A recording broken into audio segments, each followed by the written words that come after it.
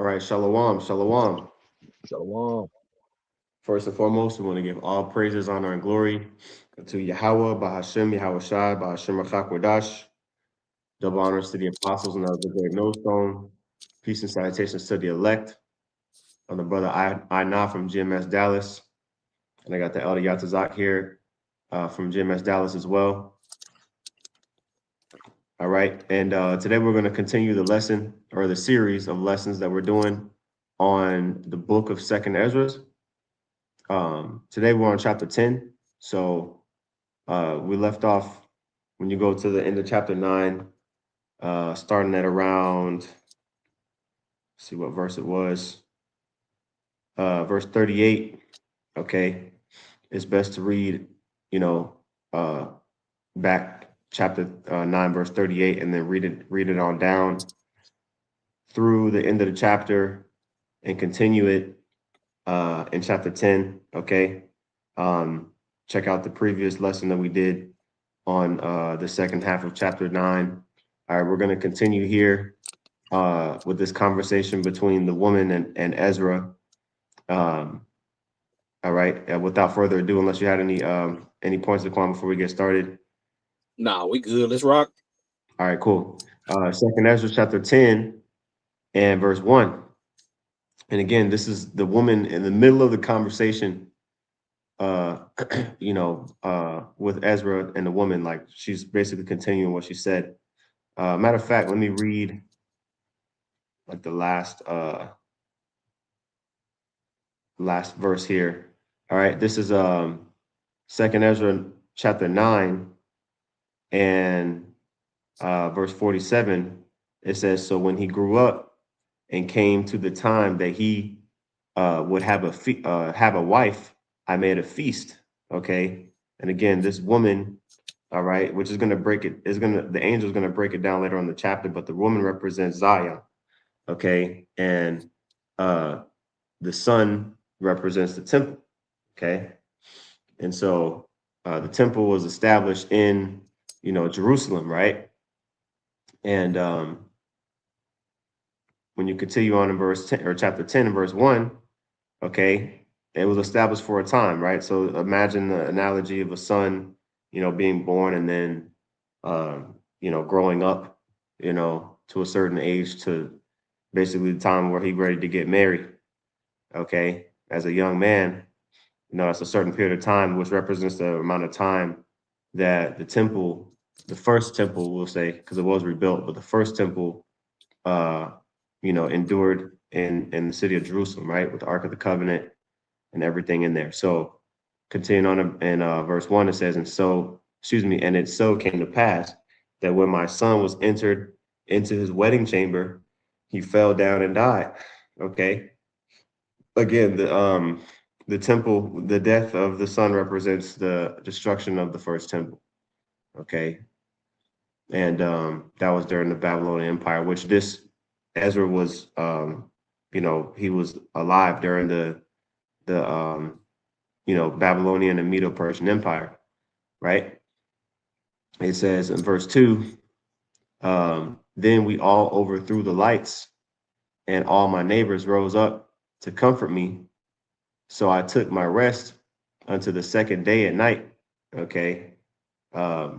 If you find out that your child dies, um, there's obviously going to be heavy levels of grief, and so this is a woman explaining, initially, she had, grief, right? First reaction of a dying son. Okay. And people tried to, comfort her. Okay. Enduring for a time. Okay. Right. It says in verse 3, and it came to pass when they had all left off to comfort me, to the end I might be quiet, then I rose up by night and fled, and came hither into this field as thou seest. All right. Now, again, this is a real interaction that Ezra was having with a woman. Okay. However, he didn't. It was it wasn't an actual woman that was a natural woman. Okay. Right. Um, and so he didn't understand this at the point yet. He's basically hearing this and taking it for face value. Um, Now I want to get this precept in. I want to say it's in Sirach regarding mourning of the dead. Okay, get this real quick, and then we'll go back to Second Ezra 10. This is Ecclesiasticus, or the book of Sirach, chapter 38 and verse 16. It says, "My son, let tears fall down over the dead, and begin to lament, as if thou hast suffered great harm thyself. And then cover his body according to the custom, and neglect not his burial. Weep bitterly, and make great moan, and use lamentation, as he is worthy. And that day, and that a day or two, lest thou be evil spoken of, and then comfort thyself for thy heaviness." And I'll read verse 18. It says, for of heaviness cometh death, and the heaviness of heart breaketh strength. So, basically that first 2 days where you go back to verse 2 and Second Ezra 10, right? Those the first 2 days, they were grieving. You know what I mean? She tried to get over it. According to this scripture, okay.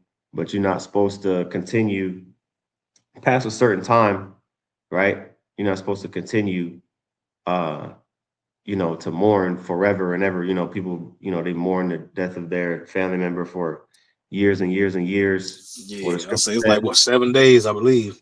Yeah, 7 days. Yeah, then you got people that's going. I would say you got people that's going to the grave site every year and shit. But Yeah, yeah, you got yeah, it. yeah. I mean, it's because, well, you got to think about it. You got to bury the body before it starts to decompose. Think about how long can you leave out raw meat until it starts to stink like hell, you Right. know? So after that second and third day, like, you better go ahead and get it over with and get that burial done. And once the body's buried, you know what I'm saying? You know, you know what I mean? Like, that's like, you gotta accept that. And so as the spirit that Ezra was in, was like, shit, I've been fasting this long. She over here uh lamenting about her son, right? And he's gonna comment on it, but I'm gonna continue reading here. Okay, because Ezra is going to respond to this. It says in verse 4, all right, Second Ezra 10 and 4, right? Again, you read verse 3, it says she got up out of the city, right, and fled, to the field where Ezra was. It says verse 4, and I do now purpose not to return into the city, but here to stay, and neither to eat nor drink, but continually to mourn and to fast until I die. Okay, and again, according to that scripture we just read in Sirach 38, all right, for of heaviness cometh death, and the heaviness of the heart breaketh strength. Okay, and so uh, you know, you're not supposed to. It's like you're not supposed to be grieving forever. Okay. So let's go back here. It says verse 5. Then left I the meditations wherein I was, and spake to her in anger, saying, now this is Ezra replying, right?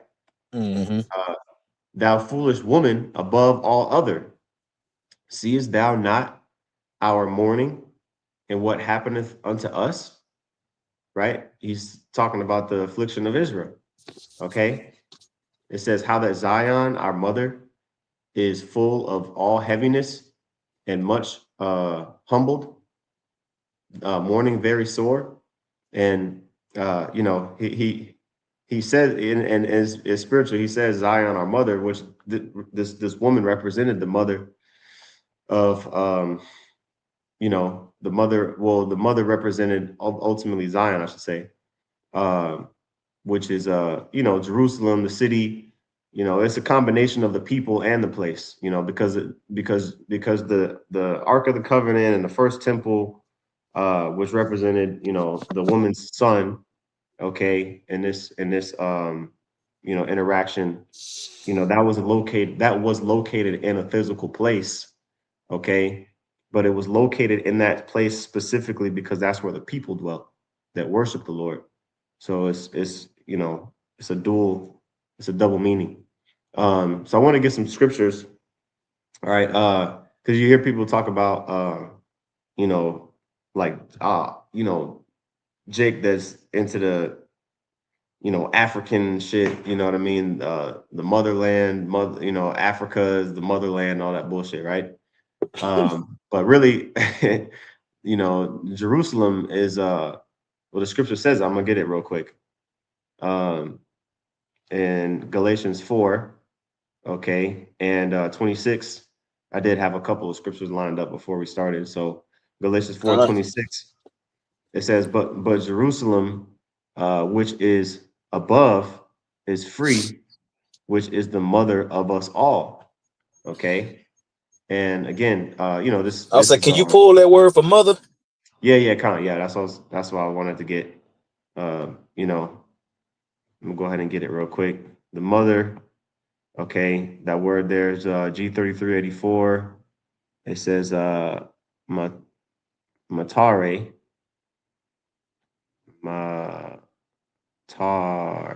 matare, yeah. Um, Here we go. Metaphor, it could be literally a mother, but metaphor of the source of something or the motherland. You see, the motherland. So the land where we were born. In Hebrew, that word is Amma. Okay, you got Abba, which is father, and Amma, which is mother. Let's see here. Yeah, that's it. Straight into the point. Okay, the motherland or the source. All right, the land of our nativity. I'll say it like that. Uh, You know, the land of our nativity. So, um, going back here, okay, it says Jerusalem is the mother of us all. So that's the breakdown on that. Okay, going back to Second Ezra's 10 and 7 again, how that Zion, our mother, is full of all heaviness and much humbled, mourning very sore. And now, seeing we all mourn and are sad, for we are all in heaviness, art thou grieved for one son? You see? So he's like, look, I mean, we all in captivity. We all going through it. It's just like Jake coming to the camp saying, man, every week you ask him how you doing. Yeah, man, yeah, I'm catching hell, man. I'm catching hell. Oh, I mean, that was just shit. like Elder Ariala did that video last week. He said, stop being a little bitch. Yeah, stop being a little bitch, bro. Don't nobody care. We all catch your hell. You know what I'm saying? I love you. I pray for you. You know what I'm saying? I Mhm, get it, but I'm not finna listen to that shit though. mhm. It's like, Yeah, I want to say you got 5 minutes to vent. After that, if we ain't talking about solutions, yeah, I don't want to hear it. yeah, this conversation is over. Yeah, you know what I'm saying? So I mean, uh, because she was basically, the woman was like, look, I'm gonna come out here to the point of death, and Ezra's like, well, shit, we all have family members that have died. You know what I'm saying? And if we was all in that spirit, I mean, shit, we wouldn't make it. You know. So, um, there was another scripture I wanted to get real quick in Psalms 137. Let me organize these. All right, Psalms 137 and 1, right? 1 through 4. It says, by the rivers of Babylon, there we sat down. Yea, we wept when we remembered Zion. You see, um, let me get that word Zion, because you could think like, dang, what does it mean, Zion? There was not a specific city named Zion. Why the hell isn't it scrolling down? What's going on? Okay, there we go. On a map. you know, but it represents Jerusalem as it says here. That word there is Tazayawan. Um, I don't really like the definition that it has here as parched place. It really means monument, um, And sign, post. at one point, it was a parched place. That's why the Lord had to pour water on us. You know what I'm Yeah, saying? Going into the dry bones. con. I agree. I agree. You're right. Um, I guess I'm like the literal definition means a monument. Um, it says signpost because that's the same word here, Tazayawan, um, which means monument. And let's go back here. Yeah, Okay, he remembered us and poured water on us so we could be revived. right. That living water, yeah, that living water that we needed so desperately was provided, you know, because I Okay. would say we was done. Like Oh when yeah. Ezekiel was at, when the Lord was asking, can these boys live? Ezekiel was like, man, only you know, Lord, because if we basing it off what I'm seeing, skin Hmm. like a bitch. Right. Right. I want to get this here. Let's go into it since we're talking about it. In the lexicon. All right, Tazayawan. It'll break it all down. It says a sunny place, a sunny mountain from the root Tazaha. Um, let's see here. Let's see. The city was, we know the city was built on a hill. That's in the scriptures. You know, so like if you imagine a place that's higher elevated than other places, then it would receive more sun, which could lead to it being, sunny, right? And ultimately, if it gets a lot of sun, then it'll be dry. It can be parched. Uh, right? It says, let's see here on the city. It says it included the more ancient part of the city with the citadel and temple. Um, Also, the city of David. It says very often used by the prophets and poets for Jerusalem itself.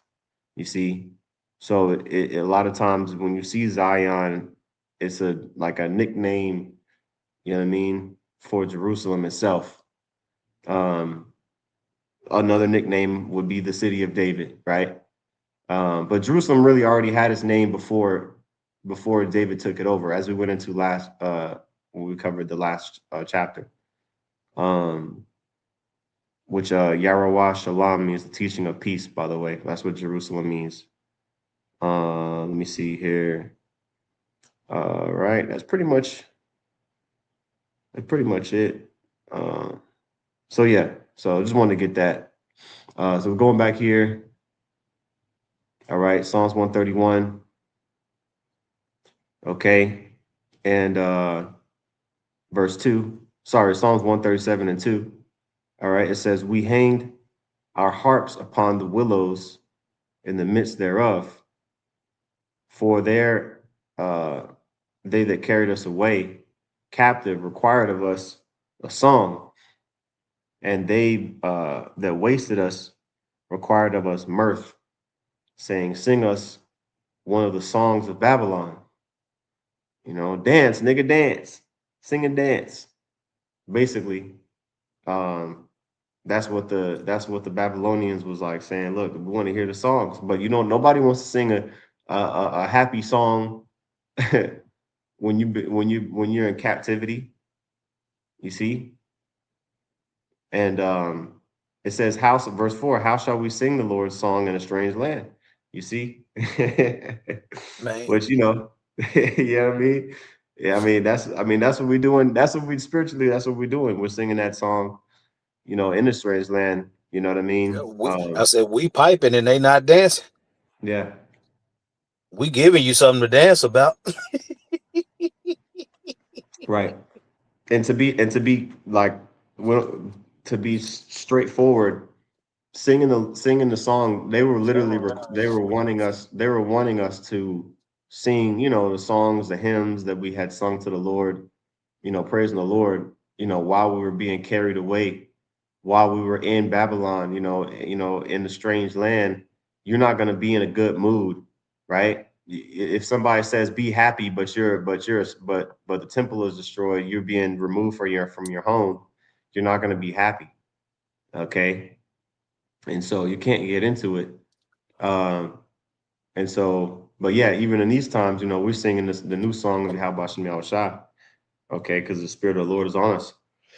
But going back here to Second Ezra 10, all right, and verse 9, it says, for ask the earth, and she shall tell thee that it is she which ought to mourn for the fall of so many that grow upon her. For out of her came all at the first, and out of her shall all others come. And behold, they walk almost all into destruction, and a multitude of them is utterly rooted out. See, so he like, shit, if anybody should be crying, and he's really making the woman's point, but he doesn't realize who he's talking to. If anybody should be crying, it should be the earth, all right, because everybody that is on the earth, all of the ones that come from the land of the earth, all right, eventually end up going up, going into destruction, dying, right? Whole lineage is getting wiped out, right? That's the point he was making here. Verse 11, it says, who then should make more mourning than she that hath lost so great a multitude, and not thou, which art sorry but for one. So again, he doesn't realize that he's making a woman's point. You know what I'm saying? Which is why he's gonna be, well, I don't want to spoil it. I'm gonna just continue reading. But he was very confused after this interaction, I'll say. Verse 12, but if thou sayest unto me, my lamentation is not like the earth's, because I have lost the fruit of my womb, which I brought forth with pains and bear with sorrows. Yeah, like that's what that's why women are so possessive over their children today. Because, oh well, the man, all he did was, he just put the sperm in me, and basically I'm the one that had to carry them for 9 months and had to destroy my body for to bring forth this child. So it's my child, Oh, right? go on, go get that in Second Maccabees. We ain't gonna play with it. Which one are you talking about? Second Maccabees 7 Okay. with the Oh, mother right. and her sons. Yeah, Yeah, yeah, yeah. yeah. The most womanly the one of the best examples for a woman to follow is to have this type of faith and understanding. Yeah, that's my baby. That's my baby. No, no, no. If anything, that's what I'm saying. That nigga you hate so much gave you the best gift of your life. The Lord put the spirit on him to put it up in you. You know what I'm saying? So that my baby, I carried him. That's what I'm saying. You wouldn't have been able to carry shit Yep. if it wasn't for the Lord and the man he sent to you. Period. I don't give a fuck how much you don't like your baby daddy. If you claim you love that baby the way you did, you better thank him. Yeah, yeah. Not to get off topic, but you have a lot of women that say that, yeah, I love the baby more than myself and more than my husband. You, you can't, you really can't love the baby more than yourself and your husband. You know what I'm saying? Now you make sacrifices for them. You know what I'm saying? But what if your child grows up to be a demon, right? What if your child grows up to be, you know what I mean, Mm-hmm. a disobedient, you know what I mean, Negro or whatever? You still gonna love him more than your husband or more than yourself?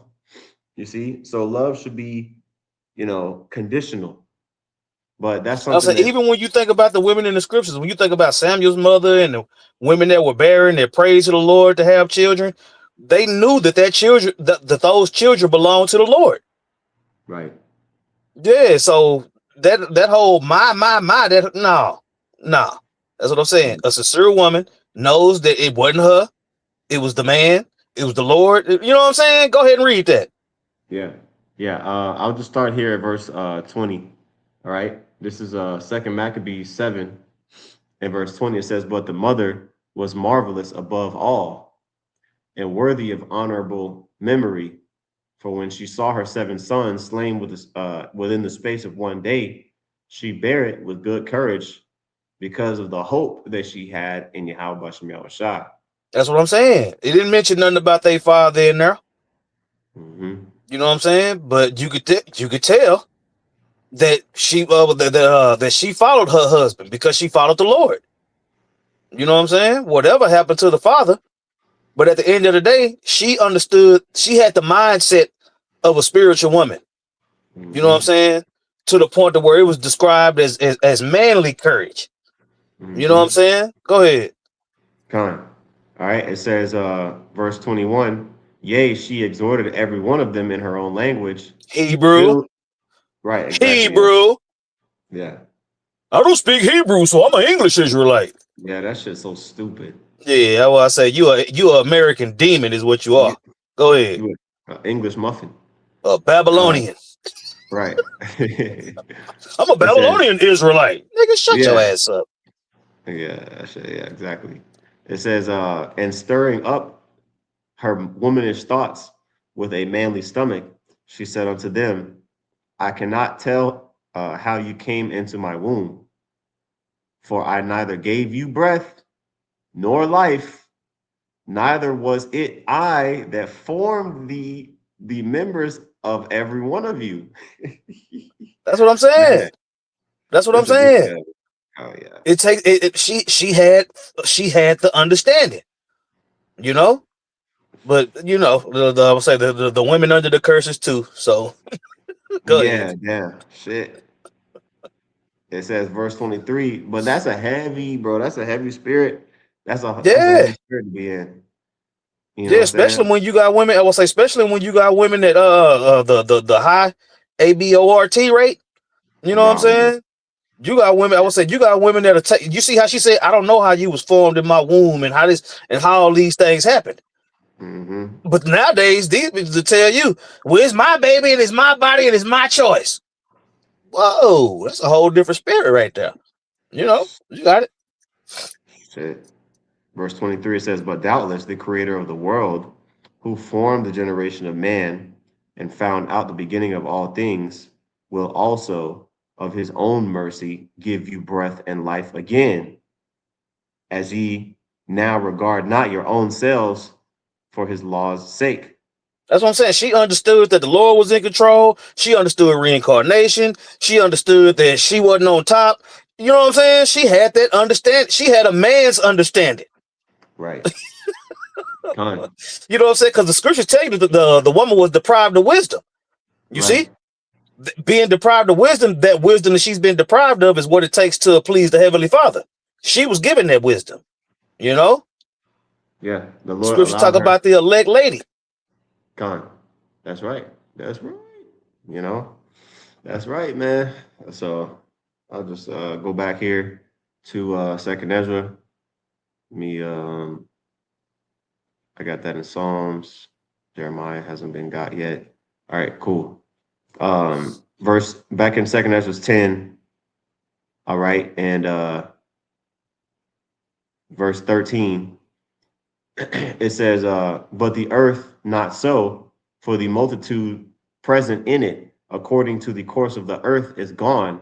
Excuse me, is gone as it came. Then I say unto you, then I say unto thee, like as thou hast brought forth with labor, even so the earth also hath given her fruit, namely man, ever since the beginning unto him that made her." Okay. Um, Again, the same correlation, like a woman bearing forth a child. All right, the earth pretty much is the what was the word where it said the motherland, and also we got that word mother. Let me get that definition of that word again. Uh, the earth is the source. The source. All right, basically like we come from the earth. You know what I mean? Our physical bodies, these bodies come from the earth. All right. We got earthly bodies. You know what I mean? Everything that we eat, everything that nourishes us, all of our experiences, in this flesh are, on the earth. Right. So, Yep. And the richest soil of the earth is underground, underwater. You know what I'm saying? mhm, We were formed from that dust and right. pretty much swam up onto the land. You know what I'm saying? When you go into the creation story and how it happened and all those different things. You see? Hmm. So that earth, yeah, that earth that matters. You Yeah. see? People don't understand that. They think that that at one point in time it was said the Lord made one dude out of a pile of out of a pile of dirt. Like, no, nigga. Yeah. Yeah, the Lord formed a pile of dirt and then Adam came up. No, no, no. That's what I'm saying. We were created from that rich soil at the bottom of the ocean, came up out of the waters. You know what I'm saying? That's why it's simulated now for when a baby is born, the before a baby is born, the mother's water breaks. You Yeah. see, when you go into how people coming to the earth now versus then, you know what I'm saying? The Lord simulated that through a man shooting his waters into a woman, her water breaks, the child comes forth. Yeah. You know what I'm saying? So it's all about those waters. You know what I'm Mm, saying? Go ahead. that's right. Okay. Verse 15. Um,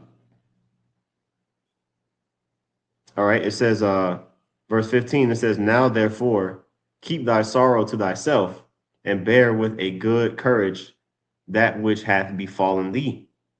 Okay. For if thou shalt acknowledge the determination of the Most High to be just, thou shalt both receive thy son in time and shalt be commended among women. Okay. So he was basically, he was trying to comfort her, you know, he was trying to comfort her and prevent her from committing. Because basically, you know what I mean? She was basically just like, say, like, I'm going to just be out here and I'm going to just die till I die. So that's you basically committing suicide, right? Um, so it says in verse 17, go thy way then into the city to thine husband. And she said unto me, that will I not do.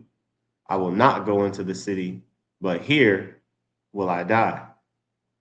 So I proceeded to speak further unto her and said, do not so, but be counseled by me.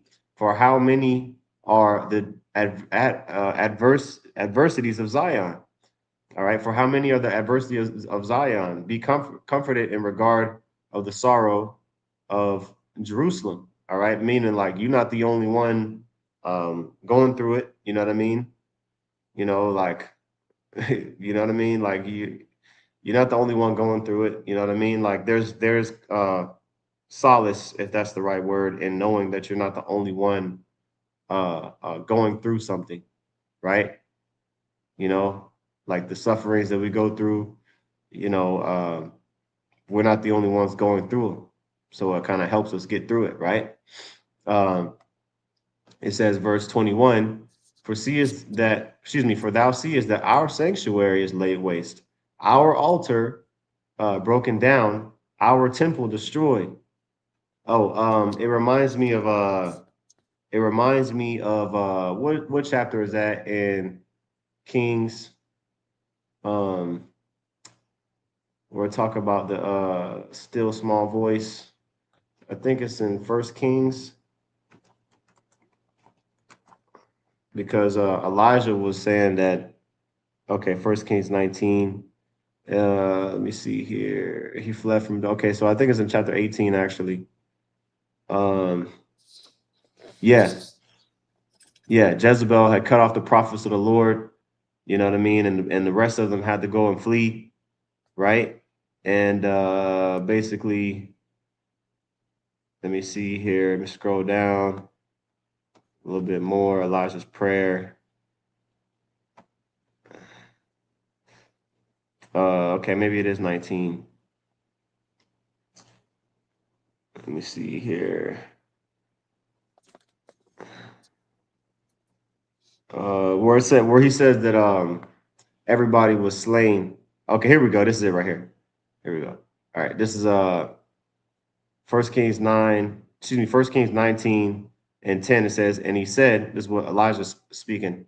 And he said, I've been very jealous of Yahweh Shem Shai, Yahweh, the power of hosts, for the children of Israel, and for the children of Israel have forsaken thy covenant, thrown down thine altars, and slain thy prophets with the sword. And I, even I only, am left, and they seek my life to take it away. Right. So it's kind of the same thing that Ezra was saying here. You know, our sanctuary is laid waste, our altar broken down, our temple is destroyed. Even though at this time in 2 Kings 19, the temple was still standing. All right, but you know, still, you know, the prophets of the Lord were being persecuted. But then when you go down to the end of this chapter, basically the Lord um, the Lord reminds Ezra that you know he has what in verse 18, 7,000 men in Israel which have not bowed the knee unto Baal. Okay, meaning that he's not alone. Even though Elijah thought that he was alone at that moment, he felt like he was alone. You know what I'm saying? When he talked about it in verse 10, but the Lord answered him and said, no, you're not alone. I still have men that have not bowed unto Baal. Okay. Men that are with you, you know what I mean, in your faith. And so that was comforting to Elijah. And then Elijah also got direction in that time. So it just made me think about that. Um, check here. All right, cool. Going back. Oops. Going back. Make sure my screen share is still good. All right, we're still good. Cool. All right, going back here, verse 21. All right. I read that. Verse 22, it says, our psaltery is laid on the ground. Our song is put to silence. Our rejoicing is at an end. The light of our candlestick is put out. The ark of our covenant is spoiled. Yeah, even the ark of the covenant. Ark of the covenant was when you go to Second Maccabees 2, talk about how the Ark of the Covenant had to be hidden away during the time of Jeremiah, right? Right, Second Maccabees 2 and 4. Start at verse 1, but we're going to read verse 4. It says, it was also contained in the same writing that the prophet, being warned of the Most High, commanded the tabernacle and the ark to go with him as he went forth into the mountain where Moses climbed up, all right, and saw the heritage of the Most High, which was Mount Horeb. It says, and Jeremiah came thither, and he found an hollow cave wherein he laid the tabernacle. The tabernacle is talking about the Ark of the Covenant. All right, the tabernacle and the ark, I should say. It says it right here, and the ark and the altar of incense, and so stop the door. All right, so that was what the Lord commanded him to do. All right, so the ark of the covenant was removed from the temple before basically, you know, the temple was destroyed, which that's spiritual. You know, it represents how the Lord removed the spirit, you know, from Jerusalem. All right, before the temple was allowed, the physical temple was allowed to be destroyed. Now, all right, this is, you know, these things were, you know, known, right? It says, our holy things are defiled, and the name that is called upon us is almost profaned.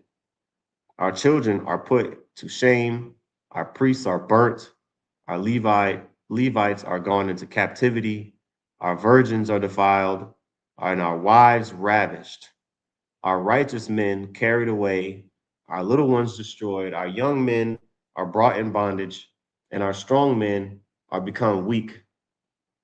Now, Jake will hear this and think that that has no correlation to today. And if you think that, then you just got demons on you, okay? Because that's the same thing that's going on today. We're still in captivity to this day, okay? You know what I mean? and we're being taken advantage of, all of that. Okay, it says verse 23, and which is greatest of all, the seal of Zion hath now lost her honor, for she is delivered into the hands of them that hate us. Okay, everything was given into the hands of the enemies during where's my handy timeline, during the Babylonian, exile. All right, it says the temple was destroyed at 587 BC. You can see that there, 587 BC. Okay, now let's go back here. Let's see where we at on the time. All right, let's try to breeze through the rest of this. Verse 25, and it came to pass, while I was talking with her, behold, her face upon a sudden shined exceedingly, and her countenance glistered, so that I was afraid of her and mused what it might be. Okay, so the woman started changing her appearance, right? Something that you've never seen before in real life. A woman's face, Transfigured. yeah, being exactly, it starts shining with a bright light. Okay, it's a scary sight if you've ever seen it, which you never have. So of course it'd be scary, right? It says verse 26, and behold, suddenly she made a great cry, very fearful, so that the earth shook at the noise of the woman. So imagine that shit would be worse than a scary movie. That'd be like you inside the worst version of a scary movie. Here it is, you talking to a woman, you having back and forth dialogue with her, right?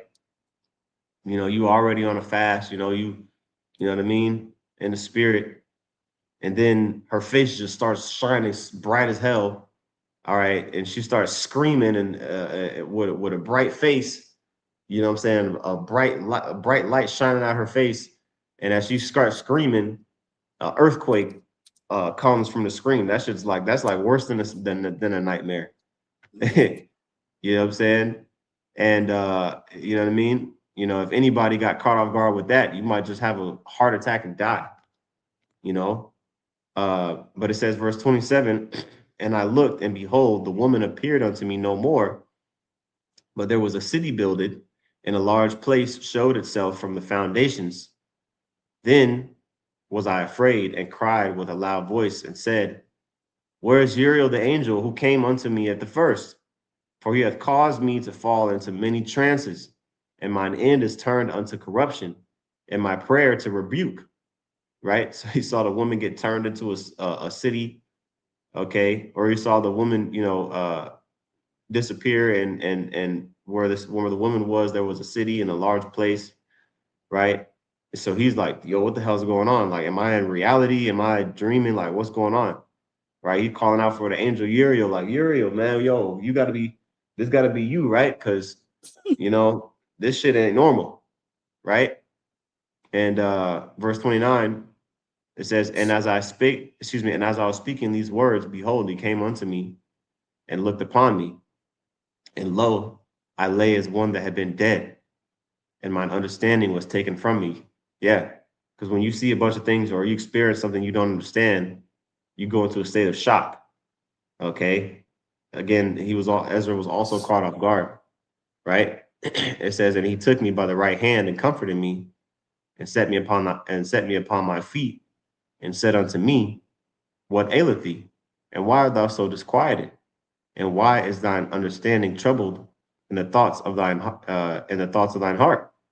And I said, because thou hast forsaken me, and yet I did according to thy words, and I went into the field, and lo, I have seen and yet see, that I am not able to express.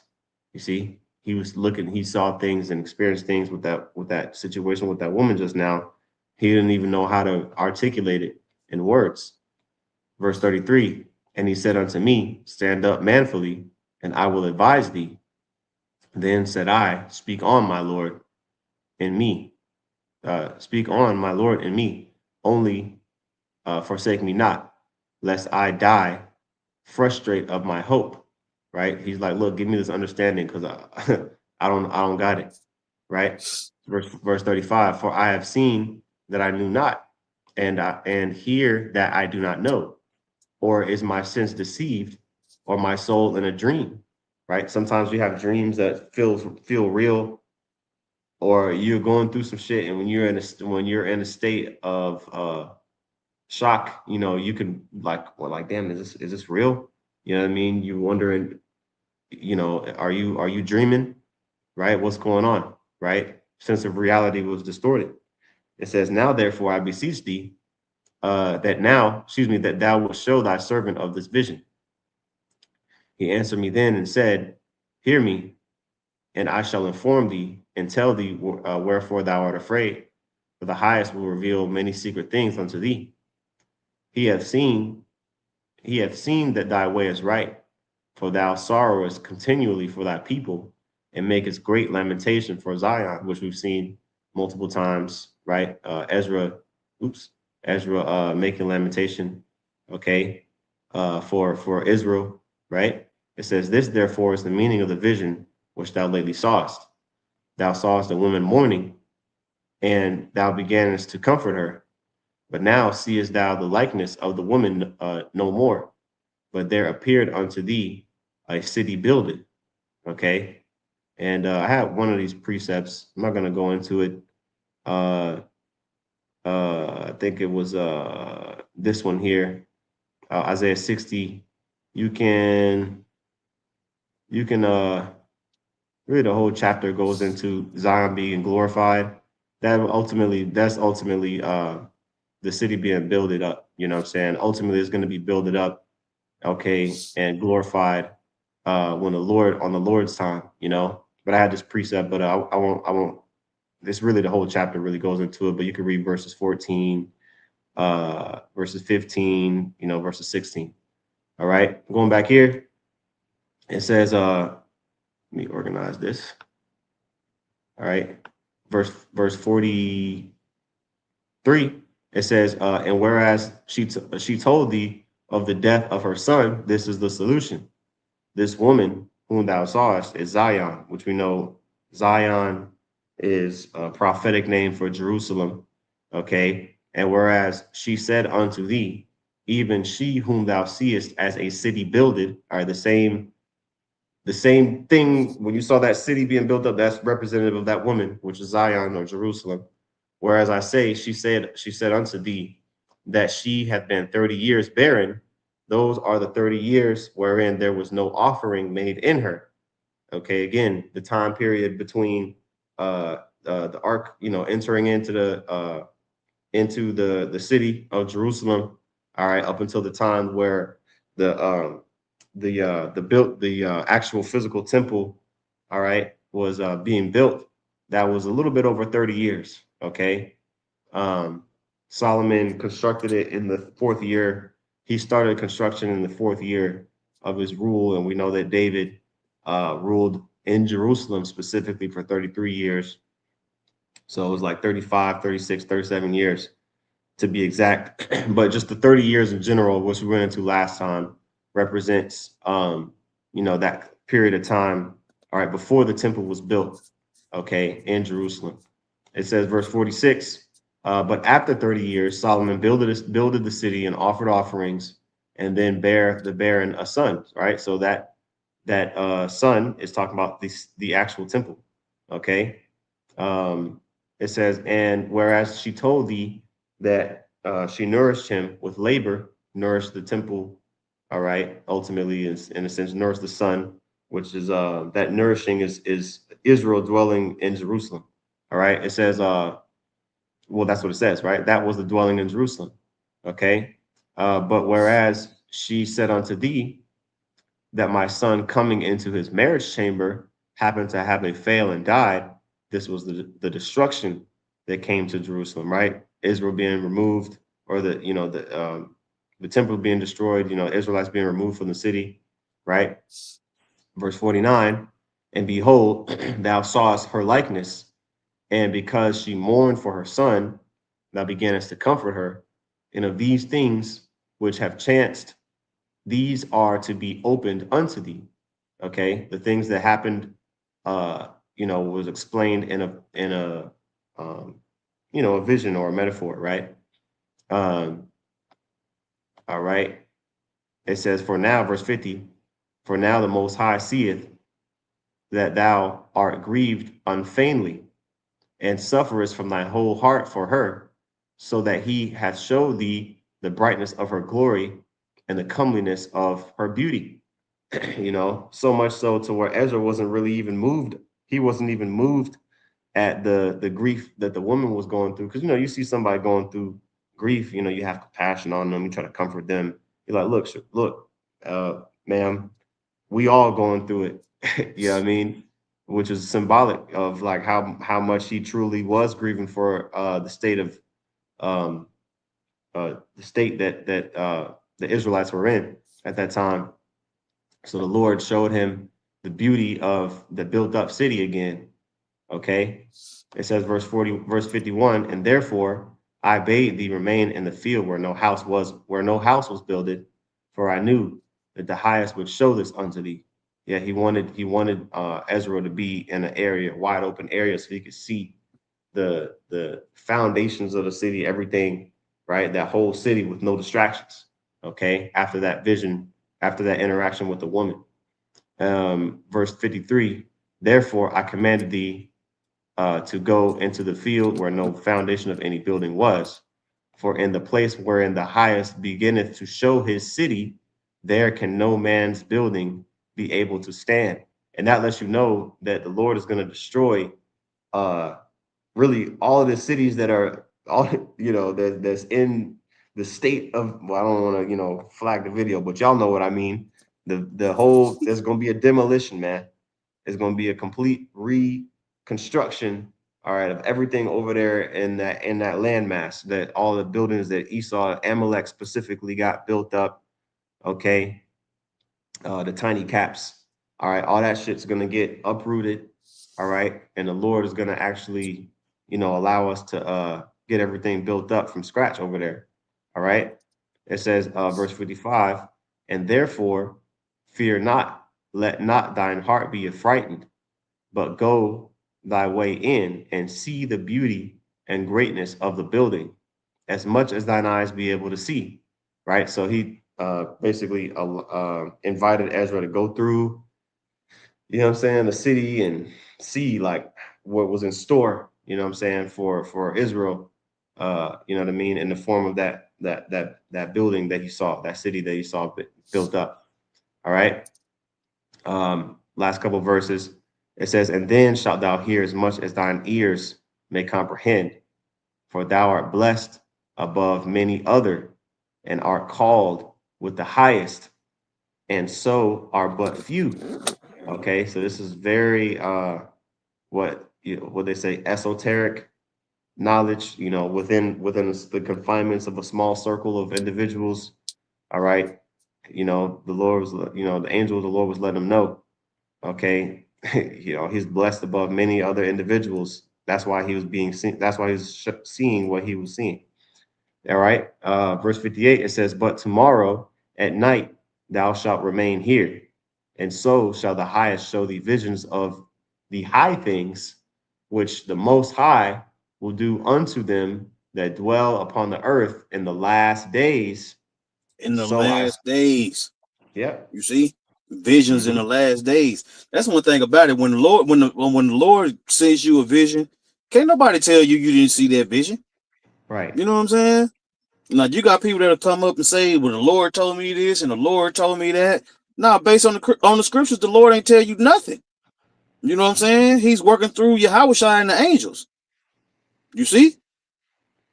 So at the end of the day, excuse me. Yeah, so at the end of the day, when the Lord is dealing with his men, those men not worried about what nobody else think. What you ain't no prophet. What make you think you a prophet? The Lord, bitch. Mm-hmm. Yeah. The Lord ordained me to be a prophet when I was in the womb. That's what I believe. That's what we believe. Kind of. You know what I'm saying? You got it. Yeah. I'm gonna get a couple precepts and then we can close out because that's the end of the chapter. I just wanted to read through it. I didn't know how long it was gonna take us to do that. So let me get a couple of precepts here. This is Jeremiah 6:26.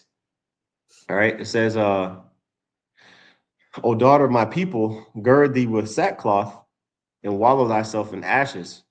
Make thee mourning as for an only son, most bitter That's what I'm saying. See, lamentation. this is what a Hebrew Israelite would do. I don't know Right. about them English Israelites and all that other stuff. Yeah. Yeah. Oh man, boy, you talk about a black eye. That was a low point right there.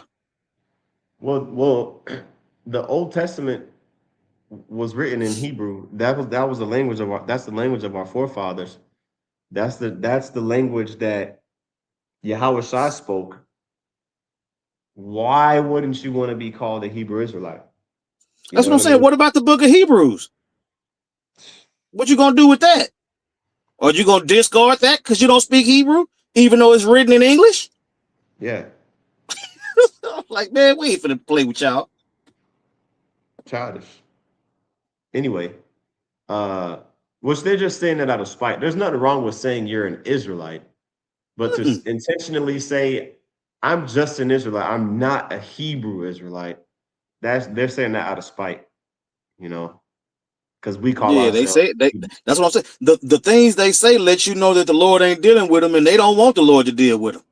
You know what I'm Yeah, saying? They like, we niggas. yeah, Yeah, we gonna be Israelite niggas with a Hebrew twist. We gonna be Israelite niggas with a Christianity twist. hmm, Yeah, and we gonna confuse the shit out the people until the Lord burn our asses up. That's what they yeah, saying. Yeah, that's what they saying. The Lord ain't dealing with us, and we don't care. yeah, We finna get this money. yeah. Go ahead. Yeah, You know, that's what the demons are saying on there on them. So Yeah, these niggas promoting putting your wife off, making a adulterer. Yeah, if your wife is a heathen, you gotta give kids up to. Yeah, that's what I'm saying. Y'all promoting deadbeatism and don't even know it. crazy work, You gonna crazy tell a work. man to leave his woman. What kind of shit is that? And fuck them kids too while you at it. And then try to Yeah, blame it on Nehemiah. You yeah. niggas are fucking Satan. Con, Go ahead. The scriptures and the scriptures say everything we're saying is backed up by the scriptures. The scriptures talk about subverting whole houses. When it says that, you know, that lets you know right there, like there was Israelites that was trying to play what's it called, marriage counselor and all that bullshit. You know what I'm saying? When it's really not, you're not even giving any advice you give on a marriage or anything like that. Whatever happens bad, it's on you because basically you making it something that's really not your responsibility or business. You're making it your business, you know. But anyway, Meddle not in another man's affairs. that's it. Um, And that's a it says, commandment. yeah, Con, right? Back in Jeremiah 6:26, it says, "Make thee mourning as for an only son, most bitter lamentation." Right. So how that woman was mourning, you know, which represented Jerusalem, you know, for her son. That's how we all should be. You know what I mean? And that's pretty much what Ezra's response was like, man, he was like, man, we all going through it. You know what I'm saying?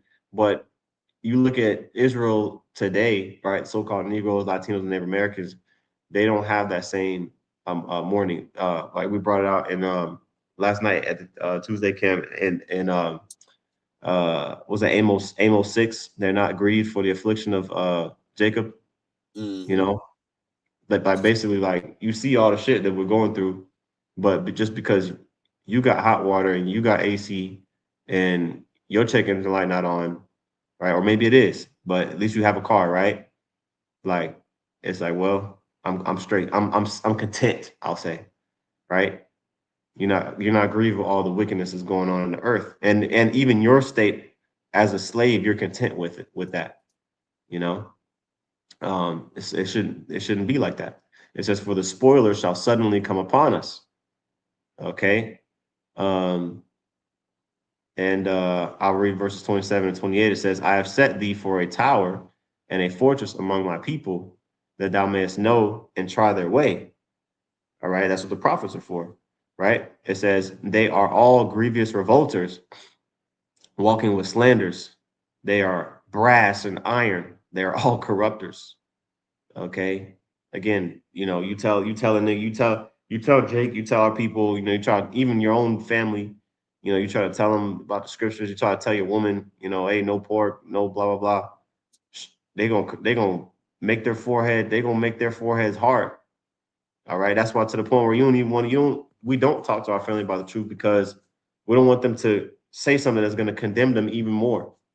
You know what I'm saying?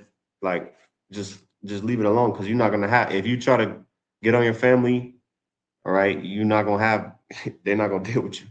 Which shows you that ultimately they're just in the world. Um, all right, and then the last scripture I'll get is do I want this one or the one in Amos? Yeah, this one's good. It's Amos 8 and 10. All right, it says, and I will turn your feasts into mourning and all your songs into lamentation. Okay, again, this was the state Israel was in, you know, before they were taken over by the Assyrians. All right, they were feasting, turning up, you know what I mean, making sacrifice to idols, Baal, Ashtoreth, you know, Molech. Okay, sacrificing to false gods. Right, it says, and all your songs into lamentations. The Lord said He's gonna turn that feasting, all that partying and all that shit, you know, into sorrow. Okay, all right, and that's coming here too. The Babylon the Great. It says, and I will bring up sackcloth upon all loins. All right, all the fancy garments and all the fashion over and all that shit. Nah, you gonna be in, you're gonna be in drabs. All right. It says, and baldness upon every head. Ain't no more wigs, no more haircuts. Right. It says, and I will make it as the morning of an only son, and the end thereof as a bitter day. You see? And that happened, man. That happened to Israel back then, and it's gonna happen again, which is why when we continue, which we're gonna go into it next, Lord willing, next lesson, in chapter 11, all right, where it talks about the Roman Empire, right, and other things that were gonna happen in the end times. That's why we read Second Ezra 15, Second Ezra 16 so frequently when we're going into prophecy. These are the prophecies that are concerning the end times. Okay, the end times that we are in currently, the last days of the last days.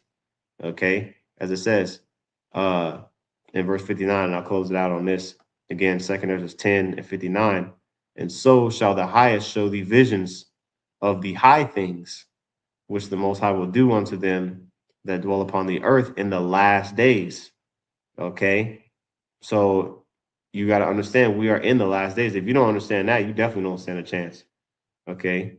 It says, so I slept that night and another like as he commanded me. Okay. So that's the end of chapter 10. And that's pretty much all I had, precept wise and everything on that one. The point was made. Con. Hey man, so Abaratazah, Lord willing, this was an edifying lesson. All right. With that, we're gonna give all praises, honor, and glory unto Yahweh, Bahashem, Yahweh Shai, Bahashem Rachakwadash. Double honors to the apostles and elders of Great Millstone. Peace and salutations to the elect. Shalom. Shalom.